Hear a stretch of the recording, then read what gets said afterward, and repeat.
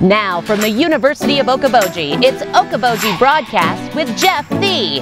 Welcome to Okoboji Broadcast, everybody. I'm Jeff Thee, coming to you from, of course, the Dickinson County Museum. It's History Wednesday. It's Wednesday, so it's history time, and I've got Mary Dreyer here with me. She's the director of this this beautiful museum. Chief juggler. That's tougher to put on a card. It's a little longer title. But I should, but it's more fun. Oh, okay. You know, it's more accurate.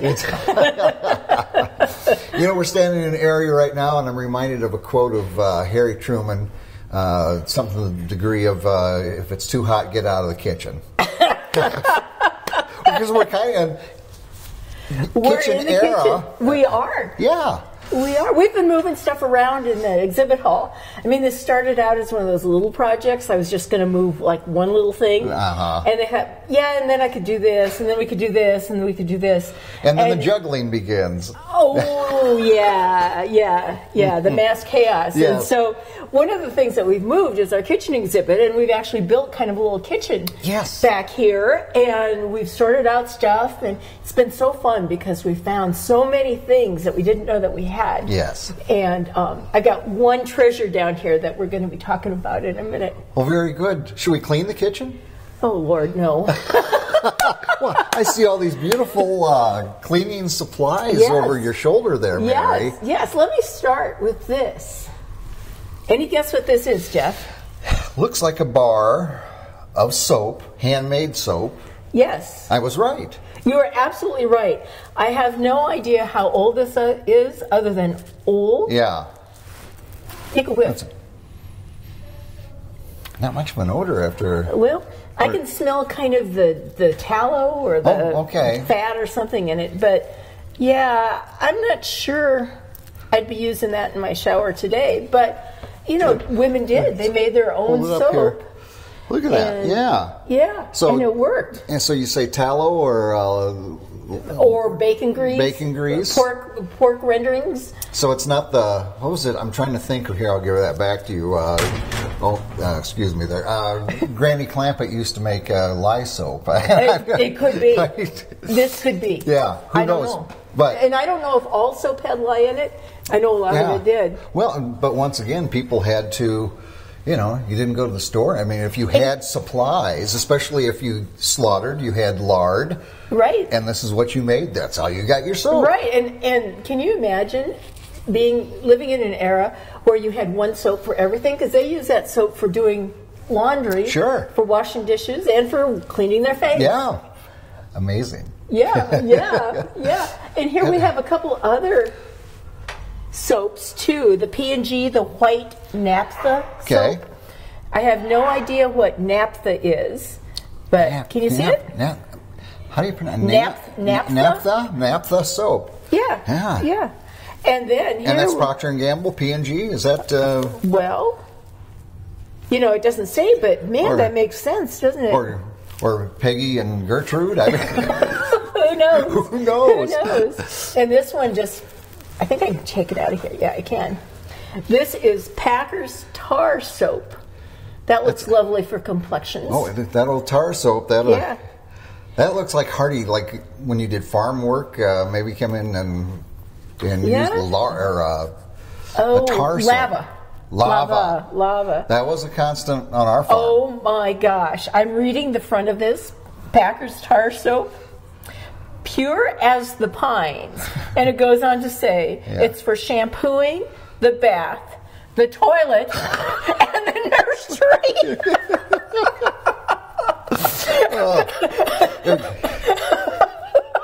I hadn't read that before, do it in that order, please. The toilet last. Yeah. And you know, the Packers Tar Soap was put out of business by the Vikings Tar Soap at some point. You just had to say that, didn't you? I couldn't resist.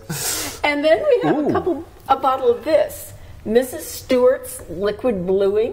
Liquid bluing. My understanding of bluing is it was a blue liquid. You can actually see. Yeah, it's got a tint of it there in the bottom, And it was used to make white clothes white. Ah. Sort of like a bleach of some sort, or bluing. I don't know what it is. I've heard of guns being blued, but I'm not sure. And I can't read the directions.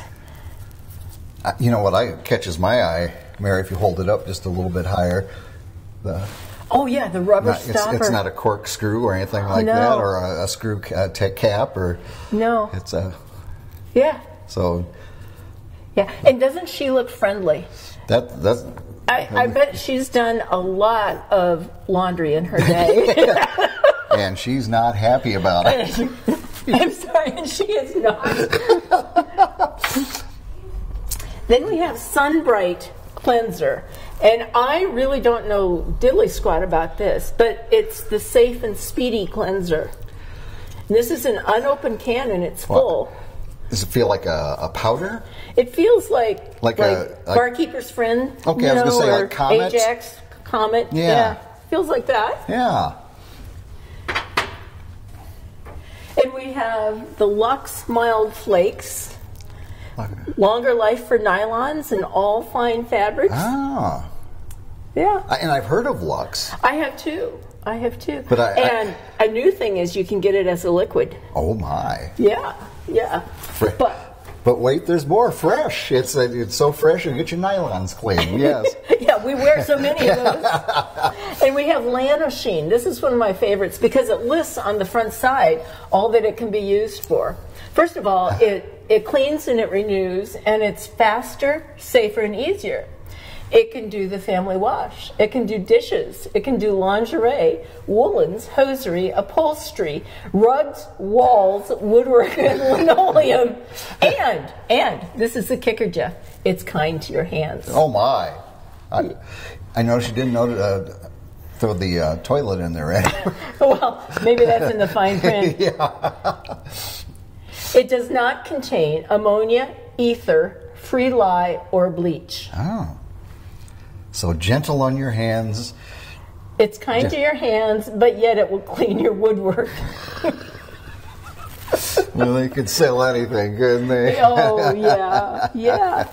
So we've got a thing over here. Can you see this over here on the camera? Tell you what I'm going to do is... This is well worth it because this is really a cool... We'll just zoom out here. It's the magic of video here. Yeah. Right. There we go. Okay, now we can see everything. This is a washing machine from back in the day. And it's very cool. Would you like to try it? Well, sure. We don't usually let people do this, but Jeff, why don't you? The way this ran was not by plugging it into the wall. It was by... plugging the handle into your hand. Give it a try, Jeff. Sure. Let's just see. So I imagine you got stuff in there, and you've had to heat it with hot water, probably. Probably. There's no gentle cycle on this, I noticed. No, and you put in your soap. Oh, yeah. Big old bar this or whatever. This has been here for a while. It's a little cracked. And inside of this there aren't like we have in our washing machines now, the agitators, the fans. There's just a circle of wood in here. Okay? So and what you have to do is by hand agitate back and forth. Yeah. Now, that'd be the shortest spin cycle on earth for me. But I cannot imagine this being able to get off hog manure off of clothes. I mean, that's my reference point because we were hog farmers. I can't imagine how this actually cleaned them. Yeah. And then you would run it through the wringer. Right. And you'd have to crank the wringer and hopefully not get your hands in there.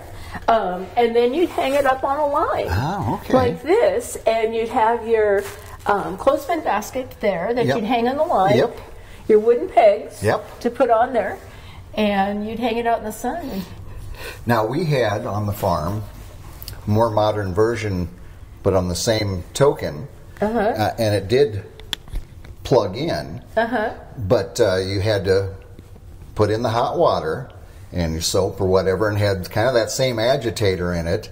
And then on top it had the rollers. Yeah. Did your mom say, don't get your hand in there? A lot, yes. Yes, I imagine. Do you think I listened? Well, you have 10 fingers. I got 10 fingers. And they're not flat. They weren't my piano career, right down the drain. Yeah.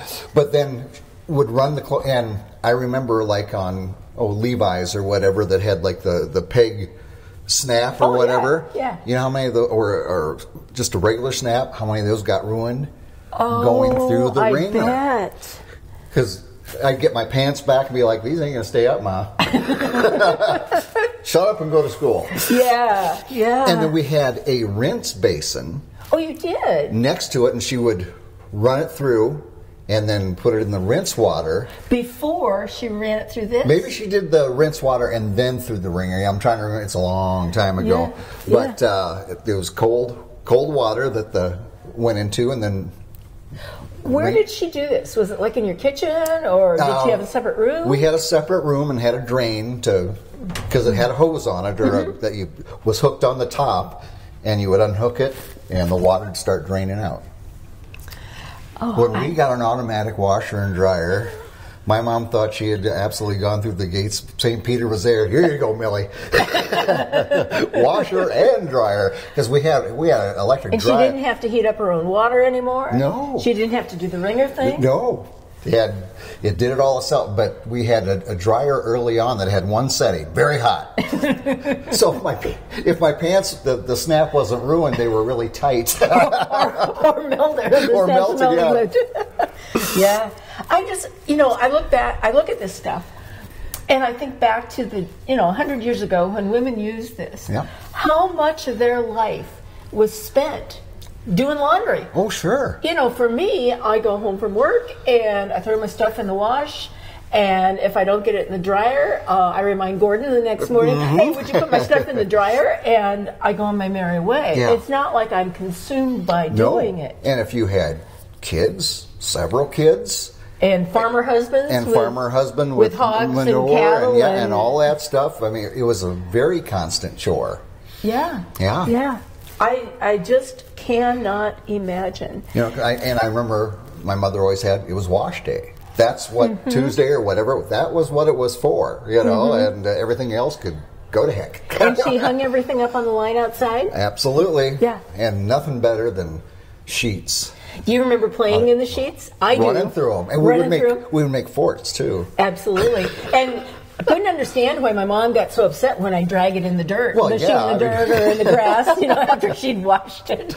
But I think there's nothing that feels better, I still would feel this way, than sheets off the clothesline. Oh, yeah. That smell. That fresh smell, and it had a little bit of a different feel to it. And yeah. I'm with you there. But I'm not willing to do this to get that. I guarantee you we're not going backwards in my household. No. But it is fascinating with it, and this was every day. And for some women, and we're talking women. I mean, the guys, they weren't doing this, and it could literally be every day to keep ahead of. And because people didn't have we've got different shirts and different pants for every day, and you might have something you wear on Sundays, and that's it, and then your play clothes or yours. So you had to keep them clean. Yeah. I just know way too much about this. See, you should just be doing this segment yourself.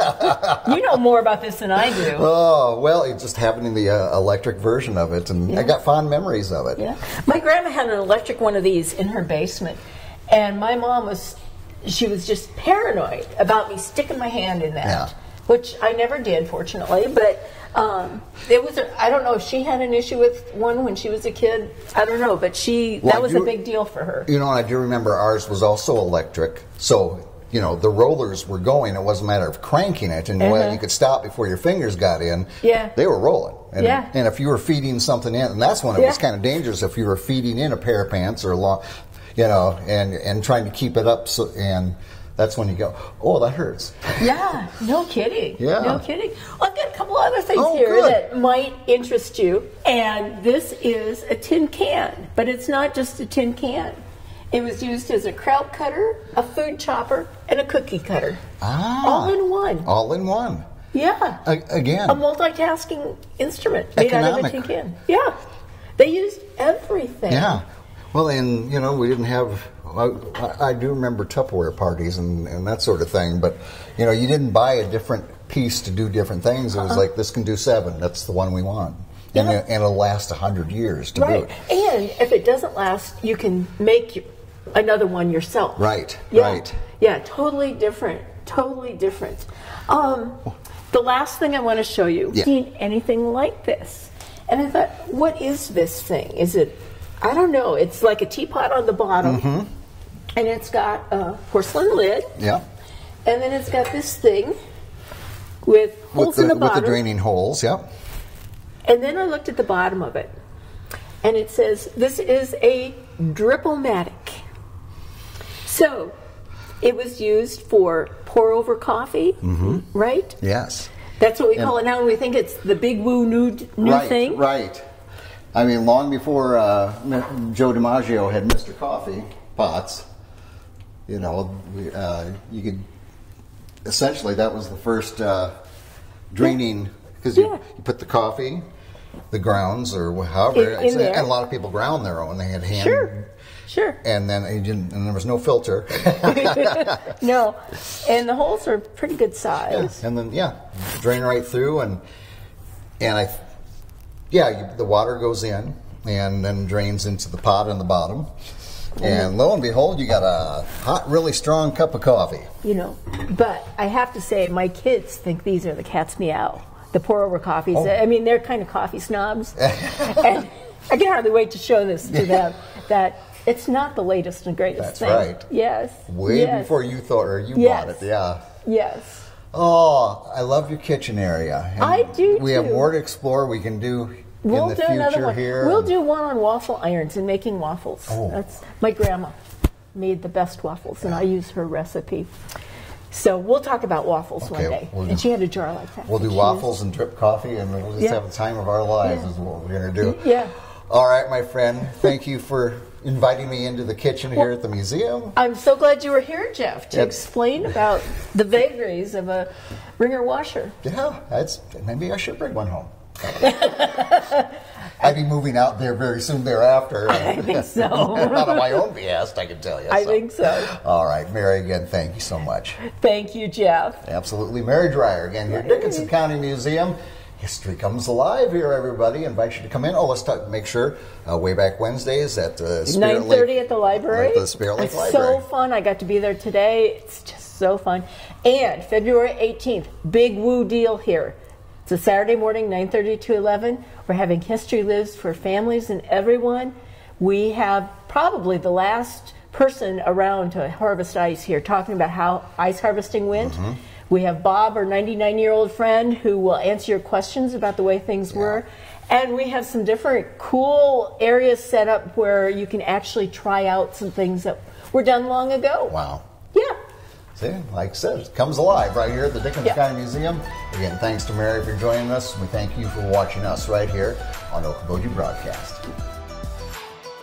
Okoboji Broadcast from the studios at historic Arnold's Park Amusement Park is brought to you in part by the Scott Troutman State Farm Agency in Spirit Lake, Quest Wealth Management, a financial advisory practice of Ameriprise Financial Services, advisor Jan Spielman, AJ Spielman, and Erica Wachholz. The headquarters of the University of Okoboji is at the Three Sons, open Monday through Saturday 10 to 5 and Sunday from 10 to 4. Bank Midwest, dream big, plan wisely, live well. Lakes Regional Healthcare and Avera Partner. Ruthven Locker at the Lake, where carnivores are welcome on Hill Avenue in Spirit Lake. Beck Engineering in Spirit Lake. Be Radiant Laser Skin Studio in the Okoboji Plaza in Okoboji.